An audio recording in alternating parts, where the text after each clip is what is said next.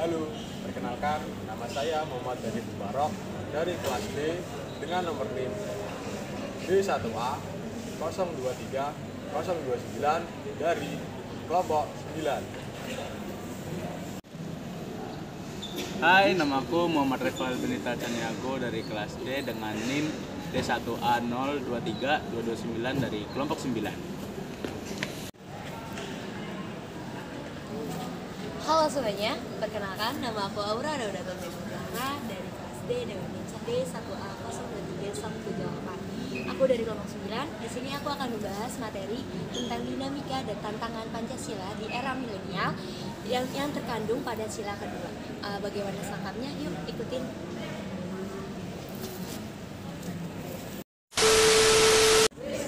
Halo semuanya, aku dan teman aku akan membahas tentang dinamika dan tantangan Pancasila di era milenial ini yang sesuai dengan Pancasila sila kedua, yaitu kemanusiaan yang adil dan beradab. Nah, teman-teman pasti udah tahu kan dan tidak asing lagi dengan yang namanya dinamika. Dinamika adalah tingkah laku masyarakat terhadap apa yang telah dihadapi berupa interaksi sosial. Nah, apa sih hubungannya dinamika dengan tantangan Pancasila di era milenial? Nah, mari kita bahas bersama. Nah, aku mau nanya deh, maksud dari dinamika dan tantangan Pancasila di era milenial ini nih, itu tuh apa ya?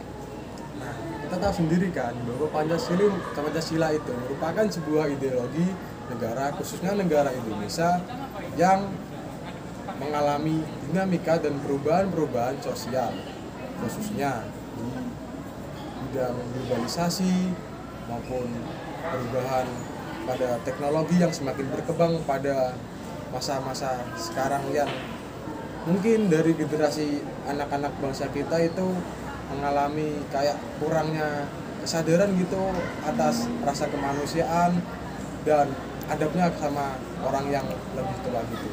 Itu aja sih. Nah, tadi kan kamu ngomong nih, kalau Pancasila di era ini orang-orang makin kurang ada rasa kemanusiaan.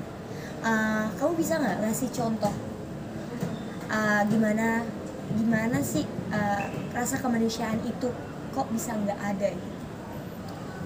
Oke, untuk kurangnya kesadaran atas rasa kemanusiaan orang itu, salah satu penyebabnya adalah penggunaan teknologi yang kurang tepat.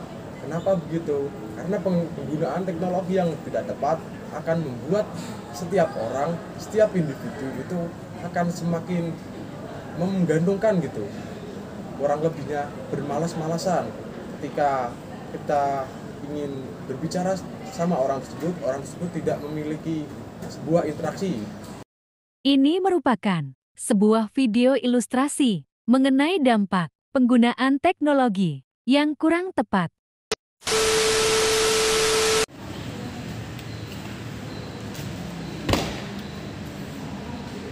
Dokter nih, mungkin apa ya?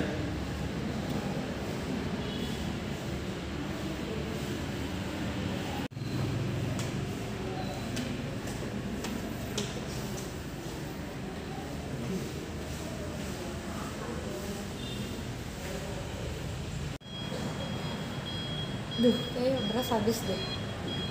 Pak, Repal, temenin beras dong. Repal, kamu gak denger ya? Ibu ngomong apa? Ibu ngomong apa? Tolong beliin beras. Iya, ntar dulu. Beliin. Sekarang nanti. Ntar dulu belum selesai. Ya ampun. Oh, berarti itu merupakan tantangan dari Pancasila sila kedua ya, yaitu kemanusiaan yang adil dan beradab. Nah, aku mau nanya lagi nih, ada lagi nggak sih contoh tantangan dari sila kedua ini? Kalau kita melihat kemanusiaan yang ada di negeri kita ini sungguh mengkhawatirkan. Kenapa tuh? Karena hukum dan kemanusiaan di negara kita ini ibaratnya tajam ke bawah, tumpul ke atas, sehingga terjadi sebuah kesenjangan sosial. Nah, kita perlu tahu dulu itu kesenjangan sosial. Apa itu pengertiannya? Nah, kesenjangan sosial sendiri merupakan kondisi di mana adanya perbedaan antara kaum atas dan kaum bawah. Siapa kaum atas? Kaum atas adalah orang-orang yang punya jabatan, wewenang, dan mempunyai harta yang berlebih. Dan sementara orang kaum bawah itu orang kelas menengah yang bisa mencukupi, cuma kurang dalam dalam haknya gitu, sehingga mereka tidak punya hak ataupun tidak punya kuasa untuk melawan hukum-hukum dan kemanusiaan yang ada di negara ini. Oh, berarti contoh berikutnya itu kesenjangan sosial ya. Berarti tantangan sila kedua ini, yang pertama itu kurangnya rasa kemanusiaan, yang kedua adalah kesenjangan sosial. Nah, aku mau nanya lagi nih, ada nggak sih contoh nyata yang bisa kita lihat dari kesenjangan sosial ini yang terkaitan dengan sila kedua? Nah, akhir-akhir ini marak-maraknya berita yang sedang viral pada saat ini adalah kisahnya seorang oknum polisi yang melakukan pembunuhan berencana terhadap bawahannya. Nah, pembunuhan tersebut direncanakan oleh 3 orang kurang lebih, yang dimana pelaku utamanya merupakan seorang oknum polisi dan dibantu oleh istrinya. Pada kasus itu, hukum di negara ini telah memutuskan bahwa oknum polisi tersebut telah dikenakan hukuman mati. Nah, namun pada saat beritanya tersebut mulai tergerus oleh berita-berita lain, dikagetkan pada saat menjelang Agustus ini berita tersebut gempar dikarenakan masa tahanan tersebut dikurangi oleh Mahkamah Agung. Nah, sementara itu, kalau kita melihat sebuah kasus yang sangat memperhatikan sekali, yaitu seorang nenek yang mencuri 7 buah kayu batang jati yang digunakan untuk memenuhi kehidupan sehari-harinya. Karena kepepet, nenek itu pun mengambil kayu yang ada di hutan tersebut. Nah, di mana kayu tersebut merupakan milik seseorang. Nah, seseorang tersebut melaporkan nenek tersebut ke instansi berwajib, sehingga nenek tersebut dikenai hukuman pidana selama 2 tahun. Sangat miris sekali, bukan? Oh begitu.